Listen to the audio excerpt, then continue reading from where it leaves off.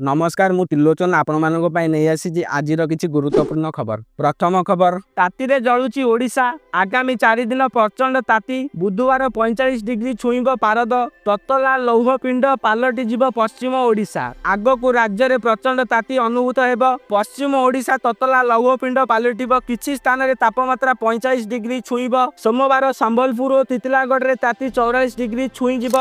मंगलवार एही दुई स्थान रे ताती 45 डिग्री रही पारे। उत्तर और उपकूल ओडिशा रे भी छटपट करिब ताती और गुळुगुळी। पाणीपाग विभाग एभली सतर्क करा जाय। सेपटरे वरिष्ठ कृषि पाणीपाग विशारद वरिष्ठ कृषि पाणीपाग विशेषज्ञ प्रोफेसर डॉक्टर सुरेंद्र नाथ पशुपाल कहिसेंती आगकू ताती आहुरी बढ़िब। आंचलिक पाणीपाग विभाग केन्द्रर आकलन कहूची सोमवार पश्चिम ओडिशा अधिकांश स्थान रे तापमात्रा 42 डिग्री ऊपर रहिब। बलांगीर झारसुगुड़ा भवानीपाटना सुंदरगढ़ अनुगुल रे 43 डिग्री नुआपड़ा और बारिपदा रे 42 डिग्री बरगड़ और राउरकेला रे 41 डिग्री रही पारे। आभ्यंतरीण ओडिशा रे भी जलाइब भीषण ताती। भुवनेश्वर और ढेंकानाल रे ताती 42 डिग्री छुई पारे। 13 तारिख रे बलांगीर झारसुगुड़ा सुंदरगढ़ बौद्ध और अनुगुल रे ताती 44 डिग्री रही पारे। भवानीपाटना बारिपदा और नुआपड़ा रे 44 डिग्री छुईब। उपकूल रे भी 44 डिग्री पाखापाखि रहिब। नयागढ़ रे 43 डिग्री भुवनेश्वर कटक खोर्धा चांदबाली कटक खोर्धा चांदबाली बालेश्वर रे 42 डिग्री छुईब।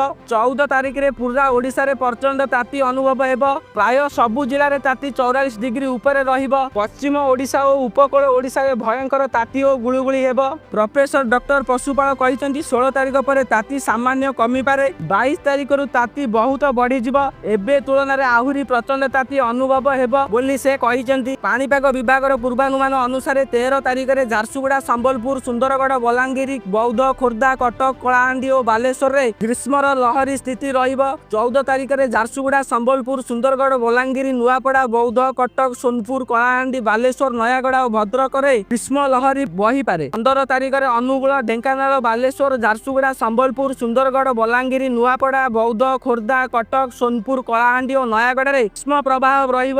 रविवार संबलपुर रे दिन तापमात्रा सबुठारु अधिक बा 43.2 डिग्री रहितला। एठारे ताती स्वाभाविक ठारु प्राय 2 डिग्री अधिक थिला। तितलागढ़ रे 42.5 डिग्री बलांगीर रे 42 सुंदरगढ़ रे 41.8 अनुगुल रे 41.7 हीराकुद और झारसुगुड़ा रे 41.6 डिग्री रेकर्ड होइतिला। दिन 2:30 सुधा राजधानी रे 44.4 डिग्री छुईतिला। यह चलित वर्ष ठारु भुवनेश्वर रे सर्वाधिक दिन तापमात्रा वृद्धि होइछि।